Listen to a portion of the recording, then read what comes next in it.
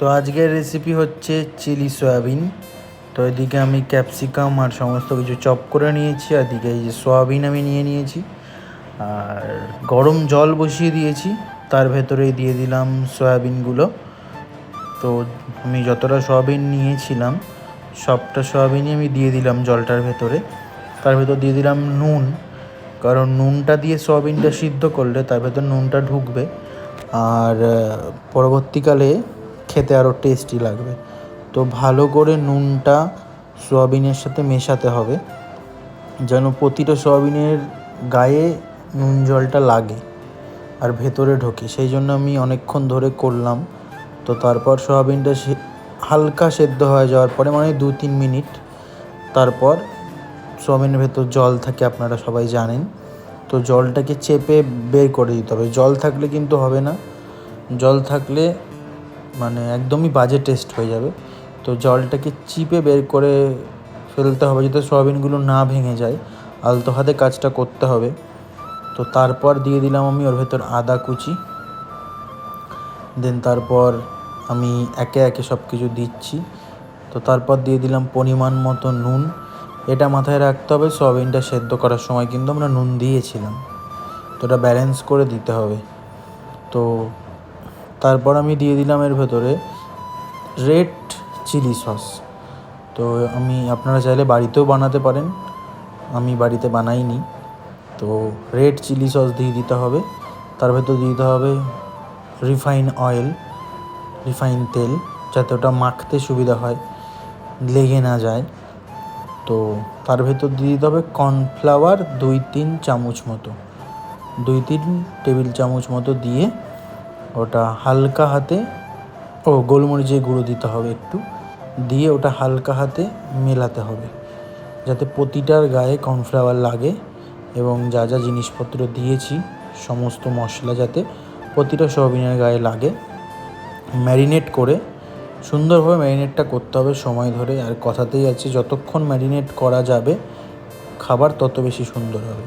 এদিকে আমি কড়াই বসিয়ে নিয়েছি একটা, গরম হতে দিচ্ছি। তার ভেতর রিফাইন তেল দিয়ে দিলাম, সর্ষের তেল নয়, সাদা তেল দিয়ে তার ভেতর ওই ম্যারিনেট করা সয়াবিনগুলো আমি একে একে দিয়ে ভেজে নেব লাল করে। তো দেখতে থাকুন ভিডিওটা। আর হ্যাঁ, ভিডিওটা পুরো দেখবেন, স্কিপ করে দেখলে একটা কিছু মিস করে গেলেই কিন্তু রান্নাটা ভুল হয়ে যাবে। তো এরকমভাবে ভাজতে হবে সময় ধরে, আর গ্যাসের ফ্লেমটা কিন্তু লো রাখতে হবে।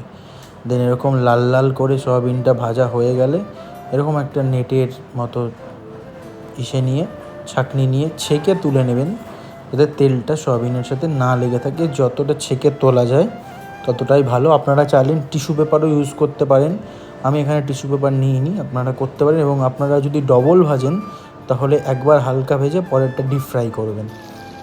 তো আমি তারপরে আবার দ্বিতীয় যেটুকুনি বাকি ছিল সেইটা দিয়ে দিলাম দ্বিতীয়বারে। তো দেখতেই পাচ্ছেন। আর গ্যাসের ফ্লেমটা কিন্তু লো রাখতে হবে, একদম হাই করে দিলে তাহলে পুড়ে যাওয়ার সম্ভাবনা থাকে। এদিকে আমার সয়াবিন ভাজা কমপ্লিট। ওই কড়াই আবার একটু তেল দিয়ে আমি আদাকে চপ করে নিয়েছিলাম, সেই চপ করা আদাটা দিয়ে দিলাম। দিয়ে আদাটাকে ভাজতে হবে ভালো করে, যতক্ষণ না আদা থেকে একটা কাঁচা যে স্মেল থাকে সেটা না যাচ্ছে, তাহলে কিন্তু মানে স্মেলটা থাকলে খেতে বাজে লাগবে।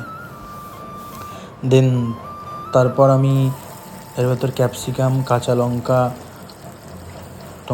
গিয়ে কেটে রেখেছিলাম, তো চপ করে রাখিনি, আমি কেটে নিয়েছিলাম, তো সেটাকে দিয়ে দিলাম। দেন তারপর আমি দিয়ে দিলাম টমেটোটাকে, আমি ছোট ছোট করে কেটেছি। তো টমেটো দিয়ে ভালো মতো ভাজতে হবে সময় নিয়ে। গ্যাসটাকে দেখুন, আমি এখন হাই ফ্লেম করেছি। তো এটাকে ভাজতে সময় দিতে হবে, বেশি ভাজা যাবে না, তাহলে কিন্তু সেই একটা বেশি রান্না হয়ে যাবে, মানে ভাজা ভাজা টাইপের হয়ে যাবে। ভাজা ভাজা হলে তো হবে না, কারণ চিলি চিকেনে ভাজা ব্যাপারটা চলে না। তো হালকা কুক থাকবে, মানে ঠিক কাঁচাও না আবার ঠিক ভাজাও না, মিডিয়াম। তো তারপর নুন দিয়ে দিলাম, গোলমরিচের গুঁড়ো দিয়ে দিলাম আমি। তো এটাকে ভালোভাবে কষাতে হবে আস্তে আস্তে। রান্নাটা কিন্তু একটা শিল্প, রান্নাতে যত সময় দেবেন রান্না তত ভালো খেতে হবে। তো ভিডিওটা পুরোটা দেখুন। তারপর দিয়ে দিলাম পরিমাণ মতো হলুদ, আপনারা চাইলে হলুদ নাও দিতে পারেন, এটা অপশনাল। আমি হলুদটা দিলাম যাতে কালারটা একটু দেখতে ভালো হয়। তো হলুদটা আমি ভালো মতো মিশিয়ে নিচ্ছি আস্তে আস্তে। আর দেখুন আস্তে আস্তে কিন্তু আমার ভাজাটাও হচ্ছে। তো এটা করতে হবে সময় ধরে। তো দেন তারপর আমি দিয়ে দিলাম হালকা একটু কাশ্মীরি লঙ্কার গুঁড়ো। তো এটাও আপনারা চাইলেন দিতে পারেন, নাহলে স্কিপ করে যেতে পারেন। আমি দিলাম কালারের জন্য, যাতে দেখতে একটু সুন্দর লাগে, যেহেতু চিলি চিকেন বলে কথা।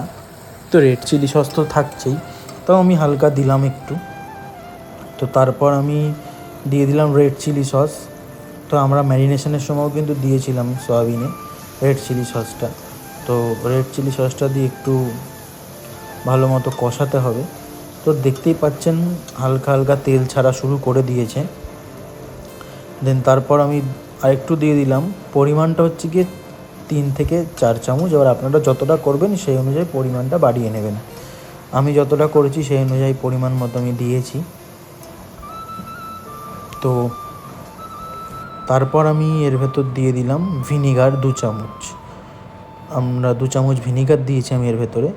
আপনারা এবার যতটা সয়াবিন নেবেন সেই অনুপাতে বাড়বে।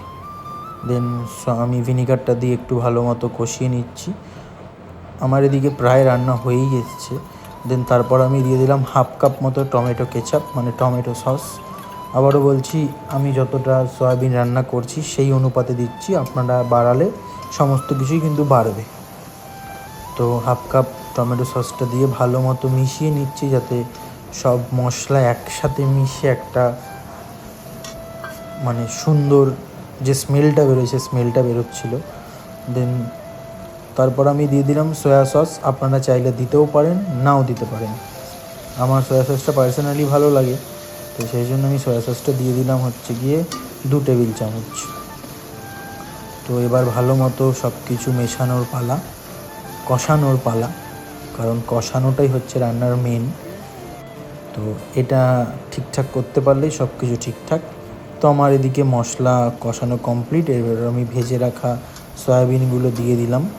সয়াবিনগুলো দিয়ে ভালো মতো নেড়ে চেড়ে নিচ্ছি, মিলিয়ে নিচ্ছি, যাতে সব সয়াবিনের গায়ে সসটা এবং মশলাগুলো মিশে যায় ভালো করে সয়াবিনের সাথে।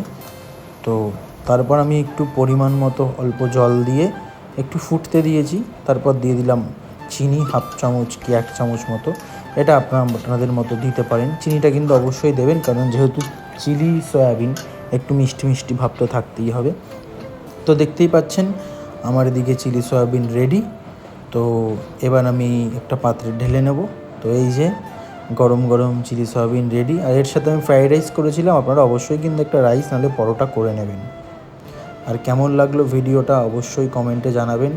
আর চ্যানেলটা সাবস্ক্রাইব করে আমাদের সাথে থাকবেন। ধন্যবাদ।